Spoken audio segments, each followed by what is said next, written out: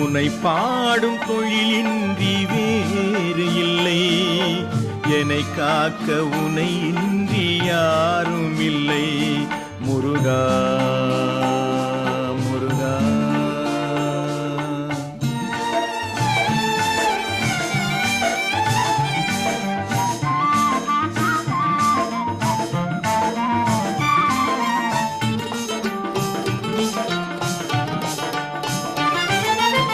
கற்பனையில் வருகின்ற சொற்பதமே அன்பு, கருணையில் உருவான அற்புதமே. கற்பனையில் வருகின்ற சொற்பதமே அன்பு, கருணையில் உருவான அற்புதமே.